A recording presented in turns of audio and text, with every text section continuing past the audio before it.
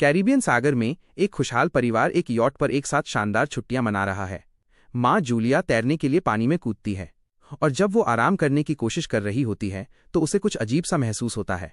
हालांकि उसे अपने आसपास कुछ भी दिखाई नहीं देता, इसलिए वो इसे अपनी कल्पना मान लेती है। कुछ सेकंड बाद वो अजीब एहसास लौट आता है। उसे अभी भी कुछ दिखाई नहीं देता, लेकिन इससे वो चिंतित हो जाती है, इसलिए वो यॉट की ओर वापस तैरना शुरू कर देती है। अचानक कोई चीज उसका पैर खींचने लगती है और वो बेतहाशा मदद के लिए चिल्लाने लगती है। उसकी बेटी कैसी उसे नहीं सुन सकती, क्योंकि उसने हेडफोन पहने हुए हैं, जबकि उसके पति टॉम और बेटा बेन मछली पकड़ने में व्यस्त हैं। जूलिया सतह पर बने रहने के लिए संघर्ष करती रहती है और मुंह में पानी जाने के कारण उसका चिल्लाना मुश्किल होता जा रहा है। जल्द ही टॉम को एहसास होता है कि उसने जूलिया को कुछ समय से नहीं देखा है और वो यॉट पर उसे खोजता है, जब तक कि आखिरकार वो अपनी पत्नी को खतरे में नहीं देख लेता। बच्चों को लेकर टॉम यॉट को जूलिया के करीब ले जाता है और पानी में कूद जाता है। वो जल्दी से अपनी पत्नी तक पहुंचता है, उसे ऊपर रखने के लिए कसकर पकड़ लेता है। वो वापस यॉट की ओर तैरता है और बच्चे उन्हें ऊपर चढ़ने में मदद करते हैं। परिवार जूलिया को सांत्वना देता है, जिसे नहीं पता कि क्या हुआ था, और वो इसे एक लहर का दोष देती है। उस रात परिवार बेन का जन्मदिन उपहारों और केक के साथ मनाता है। कैसी को उसके बॉयफ्रेंड का फोन आता है, इसलिए वो लैपटॉप लेकर बाहर चली जाती है ताकि निजी तौर पर बात कर सके। वीडियो कॉल के ग्लिच होने और फ्रीज होने से पहले वो उसे दिखाता है कि शहर के ऊपर बहुत बड़े गरजते हुए बादल छा गए हैं। कैसी अपने परिवार को बताने के लिए वापस दौड़ती है कि क्या हुआ, और टॉम इसका दोष जमीन से बहुत दूर होने के कारण अच्छा सिग्नल न मिलने पर डालता है। उसी पल वे एक शोर सुनते हैं और बाहर जाकर देखते हैं कि वेल का एक झुंड पास से गुजर रहा है। टॉम बताता है कि वेल पृथ्वी के चुंबकीय क्षेत्र का पालन करती हैं, लेकिन जब तूफानों के कारण इसमें असामान्यताएं आती हैं तो भ्रमित वेल तूफानों का पीछा करते हुए तट तक पहुंच जाती हैं। अचानक यॉट हिलता है, जिससे बेन गिर जाता है। टॉम को चिंता है कि किसी चीज ने यॉट को नुकसान पहुंचाया होगा, इसलिए वो करीब से देखने के लिए गोता लगाता है। कुछ सेकंड की खोज के बाद टॉम कंधे पर एक कट के साथ सतह पर आता है। जूलिया घाव पर टांके लगाती है, जबकि टॉम बताता है कि उसे अपने पीछे कुछ महसूस हुआ और जब वो मुड़ा तो वो प्रोपेलर से कट गया। जो भी उसके पास तैर रहा था वो बहुत बड़ा था, लेकिन वो उसे देख नहीं पाया। टॉम को जो मिला वो यॉट को हुआ गंभीर नुकसान था, इसलिए उन्हें मदद के लिए कॉल करने की जरूरत है। जूलिया बार बार यॉट के रेडियो पर कोशिश करती है, जबकि कैसी अपने फोन पर सिग्नल ढूंढती रहती है, लेकिन कोई फायदा नहीं होता। अचानक वो एक अजीब प्राणी से चौंक जाती है, लेकिन ये सिर्फ बेन होता है, जो एक मास्क लगाकर मजाक कर रहा होता है। आखिरकार यॉट काम करना बंद कर देता है और समुद्र के बीच में फंस जाता है। जूलिया को रेडियो पर एक आवाज मिलती है, लेकिन वो पूरी तरह से शोर में डूबी होती है। टॉम कहता है कि उनके पास 4 दिनों के लिए पर्याप्त पानी और भोजन है, इसलिए उन्हें किसी मछली पकड़ने वाली नाव के गुजरने का इंतजार करना होगा। अचानक रडार पास में किसी चीज का पता लगाता है और परिवार को एक अजीब शोर सुनाई देता है। वे बाहर भागते हैं और ये देखकर चौंक जाते हैं कि कई उल्कापिंड पृथ्वी पर गिर रहे हैं, जो टकराते ही बड़े बड़े धमाके कर रहे हैं। एक उल्कापिंड पास के पानी में गिरता है, इसलिए टॉम यॉट को फिर से चलाने के लिए दौड़ता है। जैसे ही इंजन आगे बढ़ने के लिए संघर्ष करता है, एक और उल्कापिंड गिरता है और उस क्षेत्र में टकराता है। परिवार डर से एक दूसरे को पकड़ लेता है और टॉम नोटिस करता है कि आग के गोले उल्कापिंड नहीं हैं, वे सैटेलाइट्स हैं। फिर बेन यॉट से निकलते धुएं की ओर इशारा करता है। टॉम एक नजर डालता है और पुष्टि करता है कि इंजन जल गया है। हवा तेज होने लगती है, इसलिए परिवार अंदर छिप जाता है, ये देखे बिना कि कंपास पागल हो गया है। यॉट हिलने लगता है और बेन फिर से गिर जाता है, जिससे उसे चोट लग जाती है। जैसे ही लहरें यॉट से टकराती हैं, टॉम हवा के खिलाफ संघर्ष करते हुए बाहर एक बॉक्स से लाइफ जैकेट निकालता है और उन्हें परिवार के पास लाता है। उसी पल बिजली चली जाती है, इसलिए टॉम तेजी से पावर बॉक्स पर एक बटन दबाता है। जब रोशनी लौटती है तो बेन नोटिस करता है कि जूलिया की नाक से खून बह रहा है। जैसे ही जूलिया को चक्कर आने लगते हैं, कैसी उल्टी करने के लिए सिंक की ओर भागती है। टॉम रेडियो पर कोशिश करता रहता है, लेकिन कोई फायदा नहीं होता। अचानक परिवार को एक तीखी आवाज सुनाई देती है और हवा और भी खराब हो जाती है। जूलिया दरवाजे बंद रखने की कोशिश करती है, हालांकि एक हैच फिर भी खुल जाता है और जल्द ही हवा खिड़कियां तोड़ने लगती है। अंधेरा छाने से पहले टॉम एक फ्लेयर रोशनी वाली मशाल जलाता है। अगली सुबह परिवार सदमे में जागता है और महसूस करता है कि वे तूफान से बच गए हैं, हालांकि यॉट लगभग नष्ट हो चुका है। परिवार बाहर जाता है और ये देखकर चौंक जाता है कि दुनिया के सभी महासागर गायब हो गए हैं और अब यॉट जमीन पर फंसा हुआ है। सदमे में रेगिस्तान को देखने के बाद परिवार ये सोचने की कोशिश करता है कि क्या करना है। कैसी सिग्नल की तलाश करती है, लेकिन कुछ नहीं होता और बेन 2 मरे हुए केकड़ों के साथ खेलता है। टॉम कंपास की जांच करता है और नोटिस करता है कि ध्रुव उलट गए हैं। पिछली बार ऐसा 700,000 साल से भी पहले हुआ था। कैसी ये सोचकर टूट जाती है कि उसका बॉयफ्रेंड मर गया होगा और छिपने के लिए भाग जाती है। जब उसकी माँ उसे सांत्वना देने की कोशिश करती है तो उसे बाहर निकाल देती है। जबकि जूलिया और टॉम जांचते हैं कि कौन सा सामान बच गया है, बेन अपने जन्मदिन के गुब्बारे एक चट्टान से बांध देता है ताकि अन्य बचे हुए लोगों का ध्यान आकर्षित कर सके।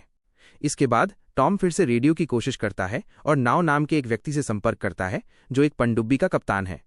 उसका जहाज भी जमीन पर फंस गया है और वो पुष्टि करता है कि चुंबकीय ध्रुव उलट गए हैं, जिससे महासागर पीछे हट गया है और मुख्य भूमि डूब गई है। नाव को कोई और जीवित नहीं मिला है और कहता है कि ज्यादातर संचार प्रणालियां बंद हैं। चूंकि कभी कभी सिस्टैमिक हलचलें होती हैं, उसने निष्कर्ष निकाला है कि ध्रुव फिर से उलट जाएंगे और समुद्र एक सप्ताह में वापस आ सकता है। नाव परिवार को सलाह देता है कि वे जितना हो सके और पनडुब्बी में 3 लोगों के लिए जगह है। जूलिया और टॉम उसे अपने बच्चों को बचाने के लिए मना लेते हैं, इसलिए वो उन्हें अपने निर्देशांक कोऑर्डिनेट्स देता है। टॉम गणना करता है कि उन्हें पनडुब्बी खोजने में 2 या 3 दिन लगेंगे, इसलिए वो परिवार से कहता है कि वे रात को अच्छी नींद लें क्योंकि वे कल जल्दी निकलेंगे। अगली सुबह परिवार अपना सामान पैक कर रहा होता है जब टॉम पास में कुछ हिलता हुआ देखता है। ये एक लंगड़ाता हुआ आदमी है जिसके पास एक काम चलाऊ हारपून भाला और एक कुत्ता है जो लगातार भौंक रहा है। टॉम उसके पास जाता है और उसे पानी की एक बोतल देता है, लेकिन वो उस आदमी की भाषा नहीं समझ पाता। पीने के बाद अजनबी टॉम को बोतल से मारता है और उसके चेहरे पर लात मारता है। एक डरी हुई जूलिया दौड़ती हुई आती है, लेकिन बहुत देर हो चुकी होती है। वो आदमी पहले ही टॉम के पेट में हारपून घोंप रहा होता है। टॉम का शरीर कुछ सेकंड के लिए तड़पता है और फिर वो आदमी उसका गला भी काट देता है। इसके बाद वो आदमी जूलिया का पीछा करना शुरू कर देता है और हारपून भी फेंकता है जो केवल उसके कंधे को काटता है। ये जूलिया को यॉट तक दौड़ने और अपने बच्चों के पास पहुंचने से नहीं रोकता। वो उन्हें छिपने के लिए कहती है जबकि वो दरवाजे बंद कर देती है। दोनों भाई बहन सोफे के अंदर घुस जाते हैं और जूलिया उन्हें फ्लेयर गन देती है, फिर एक चाकू पकड़कर बाथरूम में छिप जाती है। वो आदमी दरवाजे पर तब तक पीटता है जब तक वो उसे खोलने में कामयाब नहीं हो जाता और अंदर घुस जाता है। वो कुछ खाना उठाता है और यॉट की तलाशी लेना शुरू कर देता है, अंततः बाथरूम में जाता है। जूलिया दीवार में एक छेद के माध्यम से बाहर चढ़कर उससे बचने में कामयाब हो जाती है। वो आदमी बाहर देखता है और उसे नहीं देख पाता, लेकिन जब जूलिया चुपके से भागने की कोशिश करती है तो कुत्ता उस पर भौंकने लगता है। अचानक वो उसे जमीन पर गिरा देता है, जिससे जूलिया के पास उसे चाकू से मारने के अलावा कोई चारा नहीं बचता। अजनबी कुत्ते के कराहने की आवाज सुनता है और बाहर आकर उसका शव पाता है, जिससे वो टूट जाता है। इस बीच जूलिया यॉट के चारों ओर चुपके से घूमती है और ऊपर चढ़ जाती है ताकि वो टूटी हुई खिड़की से अंदर वापस जा सके। दुर्भाग्य से वो आदमी उसे पहले ढूंढ लेता है और एक घूंसे से उसे नीचे गिरा देता है।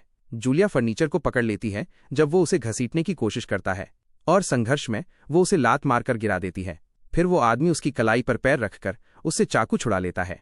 वो उसके बालों को पकड़ता है और उसके चेहरे को फर्श पर पटकता है, फिर उसे सोफे पर फेंककर उसका गला घोंटने लगता है। बच्चे सब कुछ देख रहे होते हैं और अब और बर्दाश्त नहीं कर सकते, इसलिए कैसी बाहर आती है और उस आदमी को फ्लेयर से गोली मार देती है। यॉट में तुरंत आग फैलने लगती है, इसलिए बच्चे बाहर भाग जाते हैं, लेकिन जूलिया वापस जाकर उस आदमी के चेहरे पर लात मारती है और निर्देशांक वाला नक्शा और अपने बैग उठा लेती है। बेन और कैसी अपने पिता के शरीर से लिपट जाते हैं और जल्द ही जूलिया भी उनके साथ आ जाती है ताकि वे सभी एक साथ आंसुओं के साथ अलविदा कह सकें। उसी पल वो डरावना आदमी यॉट से बाहर आता है, इसलिए परिवार भागना शुरू कर देता है, जबकि यॉट एक बड़े धमाके में फट जाता है।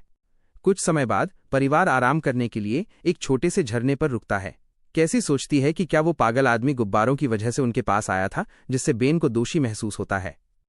जूलिया अपने बेटे को विश्वास दिलाती है कि ये उसकी गलती नहीं थी और परिवार को आगे बढ़ने का आग्रह करती है क्योंकि वो अजीब आदमी अभी भी उनका पीछा कर रहा है।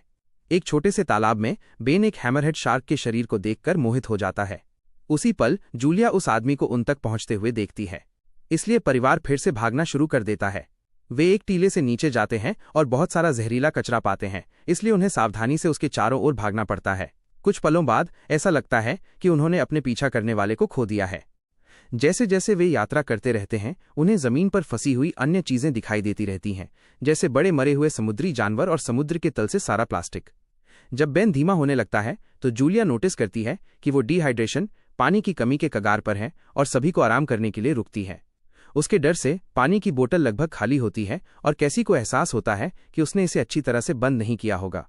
जूलिया उस पर लापरवाह होने के लिए चिल्लाती है, लेकिन कैसी कहती है कि इससे कोई फर्क नहीं पड़ता क्योंकि वे वैसे भी इससे बच नहीं पाएंगे। चीख पुकार से भरी एक लंबी बहस के बाद परिवार आगे बढ़ता रहता है। आखिरकार समूह को एक दुर्घटनाग्रस्त विमान मिलता है और अचानक हुई हलचल से वे चौंक जाते हैं, लेकिन ये सिर्फ पक्षी होते हैं। परिवार फैसला करता है कि वे रात विमान के अंदर बिताएंगे। वे एक स्नैक साझा करते हैं और टॉम की जैकेट के अंदर एक पारिवारिक तस्वीर पाकर जूलिया का दिल टूट जाता है। कैसी अपने माता पिता के मिलने की कहानी पूछती है, इसलिए जूलिया बताती है कि कैसे टॉम उस अस्पताल में आया था जहां वो काम करती थी और उसका मरीज बन गया था।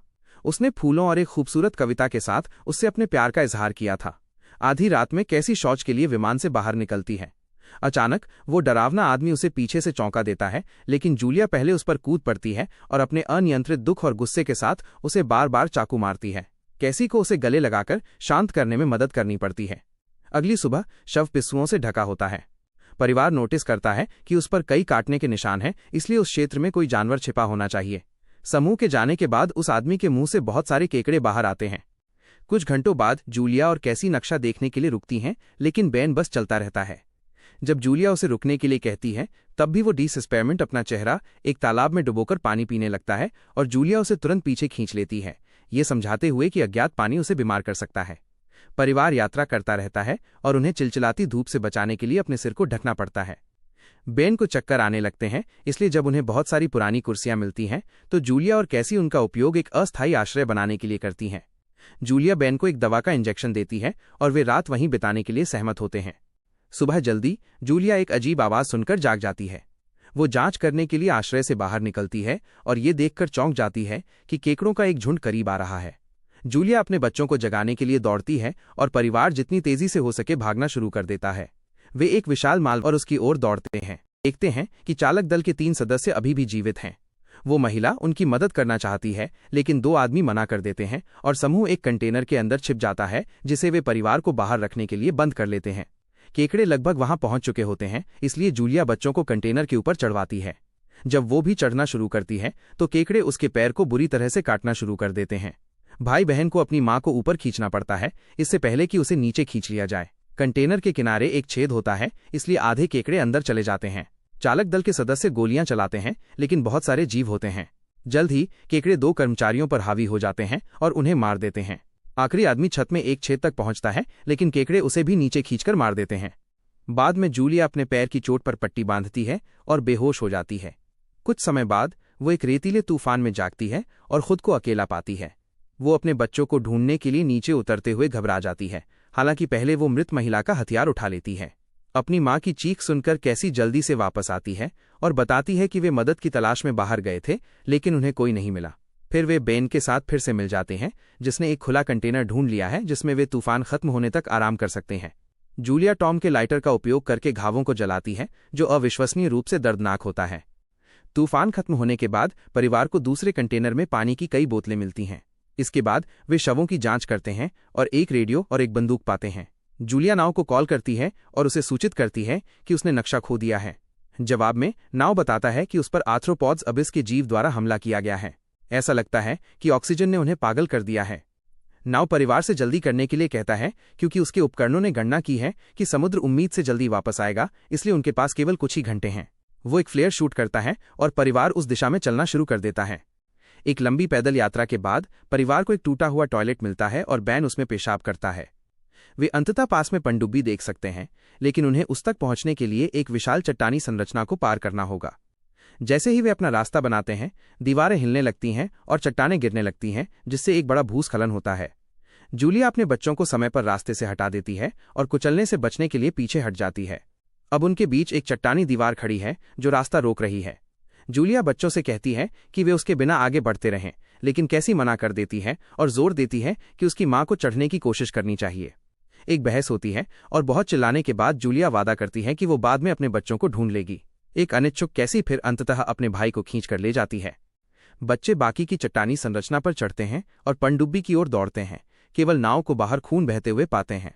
वह बताता है कि उसका समय पूरा हो गया है, इसलिए बच्चे पनडुब्बी ले सकते हैं। ये महसूस करते हुए कि उनके पास एक अतिरिक्त जगह होगी, कैसी अपनी मां को खोजने के लिए वापस दौड़ती है।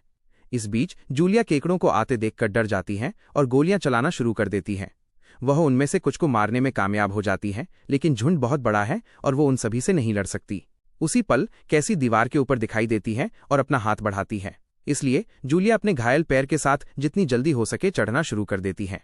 कैसी की मदद से वो दूसरी तरफ पहुंचती है और वे एक साथ पनडुब्बी की ओर भागते हैं। बेन पहले से ही छत पर खड़ा है और अपने परिवार के चढ़ने के दौरान केकड़ों को विचलित रखने के लिए गोलियां चलाता है। केकड़े नाव के शरीर को ढूंढ लेते हैं और तुरंत उसे खा जाते हैं। जूलिया बंदूक लेती है और गोलियां चलाना जारी रखती है, जबकि वो बच्चों को अंदर भेजती है। जब वे सुरक्षित हो जाते हैं तो उसे एहसास होता है कि उसकी गोलियां खत्म हो गई हैं, इसलिए वो बंदूक केकड़ों पर फेंक देती है और अपने बच्चों के साथ अंदर चली जाती है। परिवार ये सुनिश्चित करता है कि हैच ठीक से बंद हो और खिड़कियों पर पनडुब्बी को घेरते हुए केकड़ों को देखता है। उसी पल महासागर अंततः लौट आता है, इसलिए तीनों अपनी सीटों पर दौड़ते हैं और बेल्ट लगा लेते हैं, फिर हाथ पकड़ लेते हैं। उग्र लहरें जल्द ही पनडुब्बी से टकराती हैं और उसे इधर उधर फेंकने लगती हैं, जिससे जूलिया को जो कुछ भी हुआ उसकी तस्वीरें दिखने लगती हैं और कैसी उल्टी कर देती है। जल्द ही वो तीखी आवाज लौट आती है और परिवार को बेहोश कर देती है। कुछ समय बाद जूलिया और बच्चे जागते हैं और ये पुष्टि करके खुश होते हैं कि वे जीवित हैं। वे हैच खोलते हैं और बाहर जाकर देखते हैं कि लहरों ने पनडुब्बी को एक नष्ट हुए शहर में गिरा दिया है, जिसका अर्थ है कि जीवित रहने और फिर से निर्माण करने की उम्मीद है।